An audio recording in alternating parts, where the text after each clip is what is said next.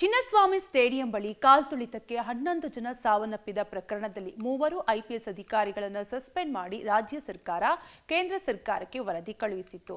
ಇದನ್ನು ಪರಿಶೀಲನೆ ನಡೆಸಿದ ಕೇಂದ್ರ ಗೃಹ ಇಲಾಖೆ ಇಂದು 3 ಅಮಾನತಿನ ಆದೇಶವನ್ನು ಅಂಗೀಕಾರ ಮಾಡಿದೆ. ಚಿನ್ನಸ್ವಾಮಿ ಸ್ಟೇಡಿಯಂ ಕಾಲ್ತುಳಿತ ಪ್ರಕರಣ 3 ಐಪಿಎಸ್ಗಳ ಅಮಾನತು ಆದೇಶ ಅಂಗೀಕಾರ.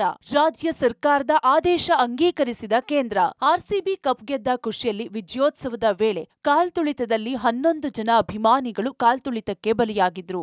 ಈ ಪ್ರಕರಣದಿಂದ ರಾಜ್ಯ ಸರ್ಕಾರ ತೀವ್ರ ಮುಖಭಂಗಕ್ಕೆ ಒಳಗಾಗಬೇಕಾಯಿತು. ಇದರಿಂದ ಎಚ್ಚೆತ್ತ ರಾಜ್ಯ ಸರ್ಕಾರ ಪ್ರಾಥಮಿಕ ವರದಿ ಆಧಾರದ ಮೇಲೆ ಬೆಂಗಳೂರು ಪೊಲೀಸ್ ಕಮಿಷನರ್ ಆಗಿದ್ದ ಬಿ ದಯಾನಂದ್, ಹೆಚ್ಚುವರಿ ಪೊಲೀಸ್ ಆಯುಕ್ತರಾಗಿದ್ದ ವಿಕಾಸ್ ಕುಮಾರ್, ಕೇಂದ್ರ ವಿಭಾಗದ ಡಿಸಿಪಿಯಾಗಿದ್ದ ಶೇಖರ್ ಎಚ್ ಅವರನ್ನ ಅಮಾನತು ಮಾಡಿ ಆದೇಶವನ್ನ ಹೊರಡಿಸಿತ್ತು.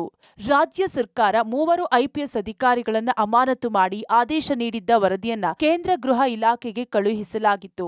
ರಾಜ್ಯ ಸರ್ಕಾರ ಕಳುಹಿಸಿದ ವರದಿ ಮತ್ತು ನೀಡಿದ ಕಾರಣಗಳನ್ನ ಪರಿಶೀಲನೆ ನಡೆಸಿದ ಗೃಹ ಇಲಾಖೆ ಇಂದು 3 ಅಮಾನತು ಆದೇಶವನ್ನ ಅಂಗೀಕಾರ ಮಾಡಿದೆ.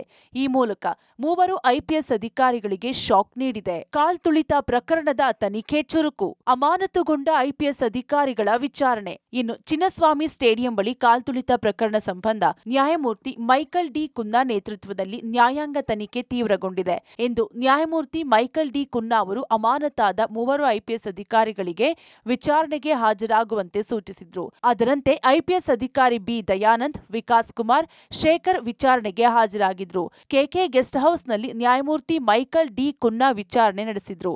ದಾಖಲೆ ಸಮೇತ ಆಗಮಿಸಿದ ಅಧಿಕಾರಿಗಳು ಮಾಹಿತಿ ನೀಡಿದ್ರು. ಅಧಿಕಾರಿಗಳ ಅಮಾನತಿನ ಬಗ್ಗೆ ಹಲವು ಪರ ವಿರೋಧಗಳ ಚರ್ಚೆಯ ನಡುವೆ 3 ಅಧಿಕಾರಿಗಳ ಅಮಾನತು ನಿಜಕ್ಕೂ ಪೊಲೀಸ್ ಇಲಾಖೆಗೆ ಶಾಕ್ ನೀಡಿದೆ. Umesh, crime bureau, public TV.